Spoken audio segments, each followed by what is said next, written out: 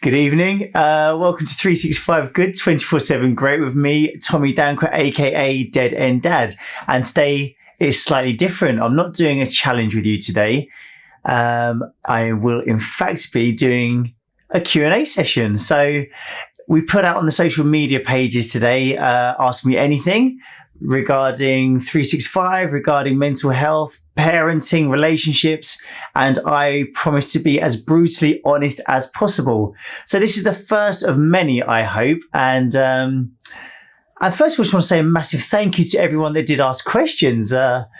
When it was put out there, I wasn't expecting it, but there was quite a few of you. So thank you everyone who got in touch. Thank you everyone who asked questions. Thank you everyone who just posted some random things to the pages. That was also brilliant. I don't understand what half of them were, but thank you very much. And so I think we're going to just crack on with it. So my wife has gone through them and she has selected 10 that she thought were amazing. If we don't answer your question today, please don't be disappointed. We're going to do just 10 today because that obviously is quite a lot. And there's quite a few more that, I do really want to answer. I want to answer to all of them, but obviously I don't have time to do it all in one go. So we've chosen 10 and I think they're good ones. I don't actually know what the questions are. My wife has selected them. So, Mrs. Deadenddad, welcome back to camera duties. I did ask her if she wanted to come in and sit on the camera, but she's not camera ready, she said. So she's going to hide in the background, but you will hear her voice firing the questions at me. So we're going to break up a bit. There's no challenge today. There's no spinning of the spinner of greatness. It is just your questions, me being brutally honest, and hopefully adding some value, I hope there's some fun ones in there as well. Did you pick some fun ones? No, she's shaking her head. No, all deadly serious. All deadly serious. So there's going to be no fun, no laughter, no joy, just deadly serious questions about my life and how depressed I once was. Great, nice one, babe. This is going to be fun for them. All right, so shall we get started? Yeah, there's a little nod. You're going to have to say a few words when you ask the question. Okay, so question number 1. We're kicking it off. Let's make it a belter. Go. Hello, and question number 1 is, how was your week? Oh, that's a nice, easy one. How was my week? It was... a week? It seems like such a long... I can't even remember. Were you away this week? Or last weekend you were away? Last weekend. Okay, right, yeah. So, right, that's a little reminder. My week has been actually really, really nice. I had 2 days off on Monday and Tuesday. And on those days, I really, really did slow down. It was much needed. I think those of you that follow the page and follow the journey and the challenges know that last week, things got a bit much. I was working very hard. I was really, really pushing it to the limit and not finding time to look after myself properly. And I did have a bit of a wobble. So, off the back of that, I really had to take stock of things. And I think I said to my wife as well, Monday and Tuesday, I said, don't expect much from me on those 2 days. And, fair play, you didn't give me your usual list of chores. So the week's been really nice. I had 2 days at home. I did very little, spent time with the boys, made some nice dinners, rested, did some exercise, looked after myself a bit, and it was amazing. So I got into the week feeling really good. I went into the week feeling strong. My working week was, as usual, very hectic, full throttle, but it's been nice. It's been really nice. I got home early tonight. So yeah, thank you for asking. The week's been really good. And I'm really looking forward to next week because I'm on holiday. So all in all, I've had loads to look forward to. So it's been a very positive week. So thank you very much. Okay, so question number 2. Are you rested up for the upcoming week? I would say I'm definitely in a lot better shape than I have been in the previous, probably for the whole of January. Definitely. I think I've really, the 2 days that I had were amazing. I've made a few changes. Like, for example, I work evenings, so sometimes I don't get into like 2, 3 in the morning. The kids wake up and generally the door's left open. They're straight in the bedroom. They wake me up, so I'm sleeping for maybe 3, 4 hours. So just a few small changes, like closing the door and actually sleeping for a few extra hours has really, really helped. Trying to leave work on time has been really good so that I'm not overdoing it. And just generally sort of, when I am home, trying to slow down a bit and actually, making sure that I'm doing the important things like the self-care. I preach it. This whole 365 idea comes about looking after yourself and your mental health. And so I feel a lot more rested. And like I said, I know I've got a few more days before my wife and I jet off for a weekend. Well, it's a week, isn't it? We're going to go to a week in Spain. We're going to be doing Just Dance, aren't we? Is it Fusions of Fitness? We're doing Fusions of Fitness, Just Dance, which is like a weekend of exercise and relaxation. So really looking forward to that. Really looking forward to spending a bit of time with the wife and really recharging the batteries. Then ask me that question again and I'll be fully rested. Fully rested. Thank you. Okay, so question number 3. How do you stay positive through a bad emotional time? Oh, good question. Are there any names on these? Do we know who's answering or are we keeping it anonymous? Your followers. So how do I stay positive through challenging times? Or what was the question, sorry? How do you stay positive through a bad emotional time? Right. Oh, wow. I mean,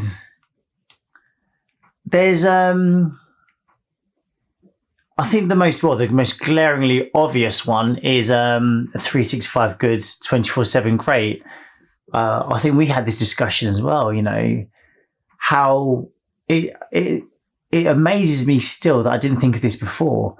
Just how simple it is, and how many things that you can do to make yourself feel better. I mean, if you do, like I said, the whole idea of this, if you do something good, for example, do something good for your mental health, whether it be meditation, yoga, exercise, reading something positive, it can just change everything, doing a good deed, having a bit of fun, gratitude, and, every day you're staying positive. We talk about this, staying positive, because it's funny, somebody else asked me this question as well. There's somebody who I'm, counselling, we're talking, I've got colleagues going through a tough time, and she asked me exactly the same questions, like, how do you stay positive all the time? And, the answer is no, I don't always stay positive. I mean, I just mentioned last week I had a real wobble and I could feel things getting on top, but this is a massive part of it. You have to really focus on self-care. You have to focus on self-care, because if you don't, it will come on top, and it will come on top because none of us are superhuman. None of us are Superman or woman or person. And you really have to focus on being good to you, really being good to you. But, this and gratitude, they're two of the biggest ones. I will say again, today you're living a day that somebody else has missed. And if that's not a reason to try to give you a bit of hope or a bit of positivity, then I don't really know what else is. So always try to focus on the positives, always be grateful for something, no matter how small it is. And and do 365 good 24/7 great, mate, because it works. It really does work. And that, in short, is how you do it. There's a bit of self-promotion there for the 365 good 24/7 brand. Over to you. Next question. So question number 4, which leads on from the previous question. What do you do for your self-care? Okay, well, there we go. Once again, everything on this wheel, self-care is great. Something that got me started on the self-care journey was a book by Hal Elroyd. and it's called The Miracle Morning. And basically, Hal Elrod, he talks about the things of the most successful people, the people that are really switched on, the happiest people. And it's really, really simple things. Sleeping well, waking up early, meditation, reading positive things, the exercise, the yoga and the meditation. Those are two of the most important things that work for me. When I do a yoga session, it's like an hour-long meditation, but with the physical aspects of it as well. So that's really, really, really good. And also reading. Like, I like to read. I really like to read good stuff, positive stuff. Taking myself away from negative people.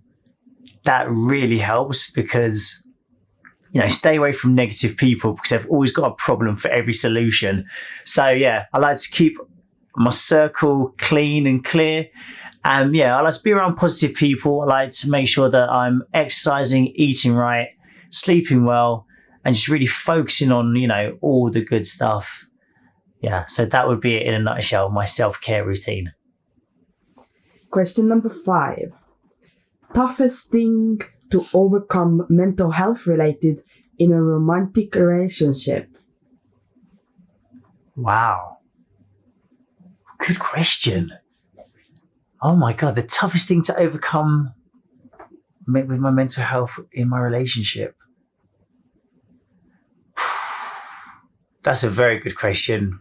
Well done whoever asked that. That's a really good one.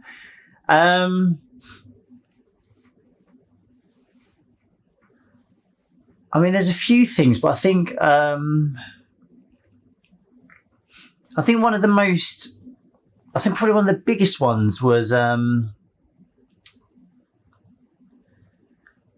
actually being honest and admitting that I was struggling. And, we talk about stigma a lot. I do the Man Up Men's Mental Health podcast, and we talk about mental health and stigma surrounding it. And I think one of the toughest things was to actually say that I'm not doing well. I'm not coping. I'm not happy. I don't think that I can continue, or if I do continue like this, it's going to go horribly wrong. So I think, the stigma around it, because obviously, as a man, I felt that I needed to be strong and tough and take care of my family. And I needed to be really, macho and, I couldn't show weakness. And I guess overcoming that mental barrier that actually it's not being weak, it's actually being really strong. I think that was probably one of the hardest things to overcome, but actually overcoming it just opened up so many positive things. For example, I think it's safe to say now that we communicate a lot better, don't we? Our lines of communications are fantastic. I feel like we're in a much healthier place. We have a lot more fun. I can be honest with you when I'm struggling, and I don't feel like I'm being judged anymore, or, not that you judged me before, but I know that you wouldn't judge me, which is really nice. And so overcoming that barrier of actually just saying, look, you know what, fuck, I'm struggling. I'm not good. I don't know what to do. And actually just realizing that I don't actually always have to have the answer. Sometimes just, the cliches, it's okay not to be okay. It's so true. So that was probably one of the hardest things to overcome. Yeah, I would say. Question number 6. Any advice for women in a relationship with a man who has mental health issues? Oh gosh.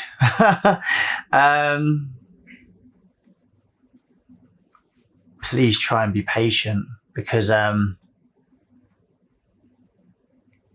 won't always say that it's denial, but I think a lot of the time we don't understand what we're going through. For myself, it was very much I always put it down to being tired or working too hard, or life was just too tough, trying to make everything work out. And I didn't realize that actually it was a lot more deep rooted, some of the problems. And remember, I mean, we're getting a lot better at it now. Again, sort of not trying to plug things, but the Man Up Men's Mental Health podcast that we do, we on the social media, like some of the fellas that are on there that are sharing and talking about stuff and being so open and honest in a public place. I'm like, wow, that's amazing. A few years ago, I wouldn't have dreamed of being like, oh my gosh, like this is what's going on. Da, da, da.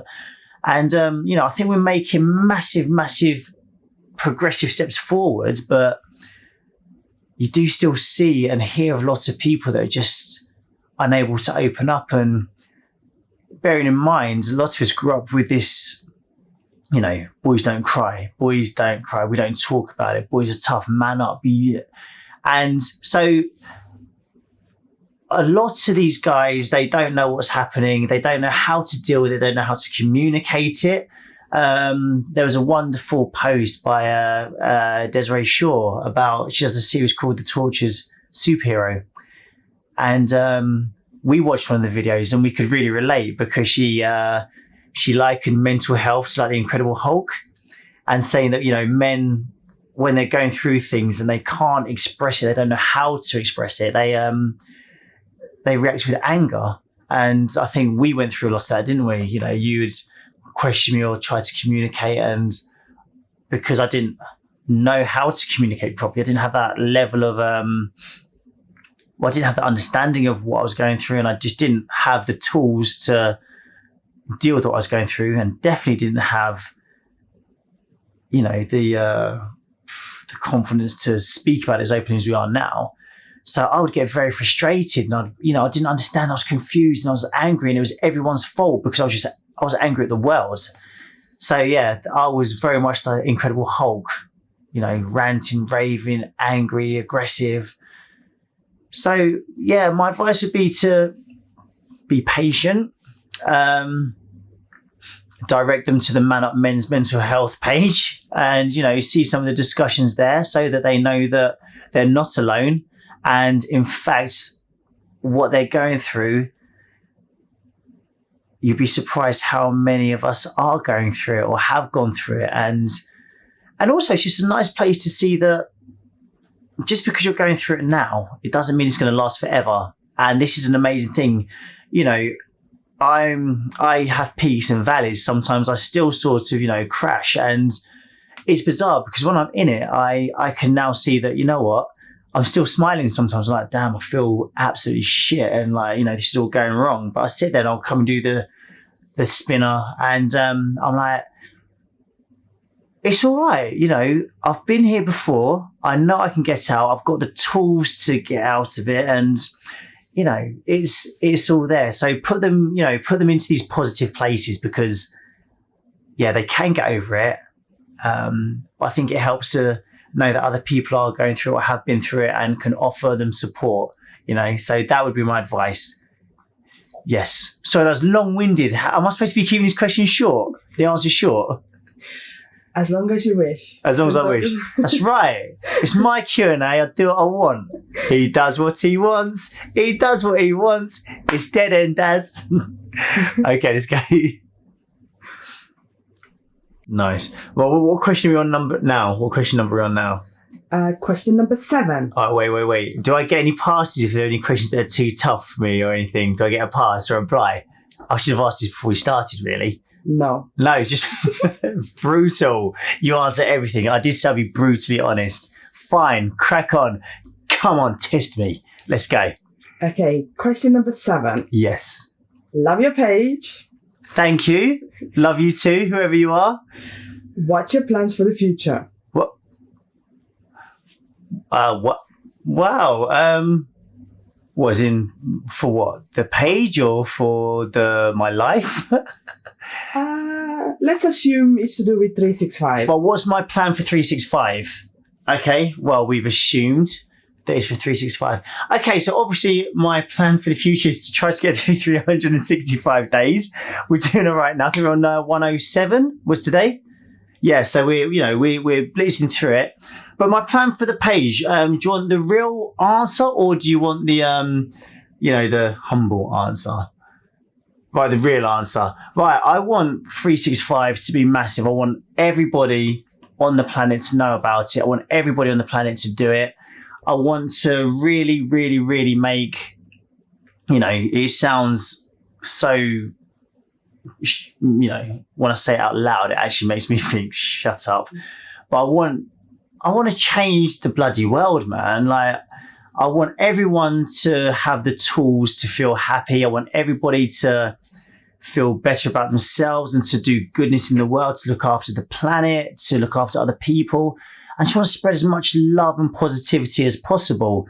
I would love, love, love to absolutely do this full time so that I don't have to go and, spend hours and hours at work, feeling tired and fatigued. I'd like to have more time with this to sort of, teach it to my boys. I'd love to take it around the world. I'd love to do this all over the world. And I really would like to start doing more challenges. I want to record more challenges. When we do them ourselves, every day we do a challenge, I'd like to go out and film us doing it and, post videos up daily or weekly of us taking part in one of the challenges. I want to start interviewing people who are doing amazing things. That's one of the biggest things that I want to do. I mean, there's so many people that do amazing things that I think are 365 good worthy, and I want to meet them. I want to talk to them, and I want them to share what they're doing, just so that we just fully putting so much goodness out into the world. No one has any choice but to feel absolutely great. That's what I want for 365 good, 24/7 great for the future. Great question. Bring it on. Question number 8. When did you first recognize that you were depressed? Oof. Wow.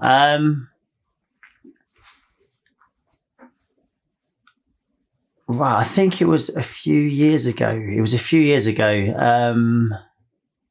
Sonny was a few years old, or no, Sonny was about a year old. So my youngest was about a year old. Also, our youngest was a year old. And I think I was, I definitely let I think the pressure of having children had got to me. I think I felt stuck. At first, I just thought I was stuck. I thought that, I always thought that if you just do good things, if you're just a nice person, a good person, good things happen to you. But apparently that's not the case. I just felt really stuck. I felt lost. And I think, the pressures of having kids got to me. The pressure of trying to earn money got to me, having these dependents and trying to be better. I put a lot of pressure on myself. I think you find a lot of men when they have kids go through this. I'm sure women do as well, but I'm just talking from my personal experiences. And I felt trapped because I just didn't feel like I had enough, I didn't have enough qualities to sort of progress career-wise. I didn't really know what I wanted to do. So I was just working dead-end jobs. Hence, this is where the whole Deadenddad came about, because I just felt like I was completely at a loss and at a dead end. And again, I just put it down to just being, the hardships of life. I didn't realize that it was depression until I think I was just speaking to a friend, and I was just saying, like, this can't be all there is. Like, it just can't be all there is. I just felt completely hopeless, completely lost. And I think, I've mentioned this before. I mentioned it on the podcast, and also when we, I did a talk on, was it the National Gallery? We did a talk on, it was a panel on mental health called No Man is an Island through CityLit and the Mental Wealth Festival. And I sat on the panel, and I said, I remember it being a point where I was sitting on the floor, and Sonny was trying to pass me toys. He was just over 1.5. And I couldn't even like lift up my head to look him in the eyes, and he was really trying to engage with me and really trying to get my attention. And I just remember this thought going through my head at the time, and the thought was I just felt so not sorry for myself, but I just felt so sorry for this kid who had me as a father. And I sat on the floor, I just thought, what a pathetic excuse for a man you are. And yeah, and I think that was it, you know. That was when it sort of, it was cemented in my head that like, shit, man, it's going very, very, very wrong, very wrong. And yeah, that was a real wake up call. That was a real wake up call for it. And yeah, that was the time. Needless to say, everything took its course, and you know, I had to hit that rock bottom, because without that rock bottom, you know, you've got two choices: is you stay there and you dwell, you don't come back up, or you fucking start climbing. And yeah, I mean, I'm blessed. I'm lucky that I've got two children, and I didn't want them to, you know, have that memory of, oh, I once had a dad and, you know, he quit. I didn't want that. So I had that sort of, I guess, something to hold on to, that bit of hope. I couldn't see it for a long time, but, you know, when I hit rock bottom, I think I banged my head and sort of like knocked some sense into me. And I knew I had to get back up and climb out of that hole. And yeah, and I fucking did. Boom! There it is. Question number 9. What is the best advice someone has given you? Wow. Do you know what? Oh, that's wow. That's a really good question. I've had loads of good advice. The best advice that someone's ever given me. I think the one that stuck in my head, probably because it's probably one of the most recent, is I've got to give this one to Mrs. Beth Carboni, the healing coach. So I've done some energy healing sessions with her. And when I spoke about 365 good, 24/7 great, I said, I've got this idea that I want to do. Part of the journey was that, you know, I can't do it, I'm not worth it, you know, no one's going to listen to it, blah, blah. And she just said, look, if you've got an idea, do it, but you have to do it balls in. But, you know, you just go gung-ho and just don't mess about. And she said this line, and it was, just be unapologetically you. And after hearing that, I just like, yeah, fucking hell, just do it. And I recorded the first one on my camera, filming myself with the handmade spinner that we made. And that was it, yeah. And I just think I'm just trying to be me, and I'm trying to be honest and open and be unapologetically me. And it's working. And I think that's some really, really good advice. And I think if anyone wants to do anything, you have to know who you are first, because you can try and be somebody else or live somebody else's dream or do what other people want you to do. And actually, this is probably one of our biggest things, isn't it? Because you're very strong-willed and strong-minded. You've got your ideas for things. And I think this is one of the few things that I've not really bent on. No, I'm like, oh yeah. I mean, I listen to your ideas, but at the end of the day, I'm like, look, this is my vision for it. This is what I want to do. I'll listen to what you say, but no, this is my truth. This is my journey. This is my story. And this is how I want to do it. And yeah, be yourself, because everybody else is taken. Great. So the last question of today is... Sorry, guys. No, I am married. I'm very happy. I'm not available and nothing's changing. Good question. Was that the question? No. No, I've not got fans then. Okay, fine. I thought you might just like, give me a bit of a big head or something. No, okay. Do you always complete all your challenges every day? Do you know what?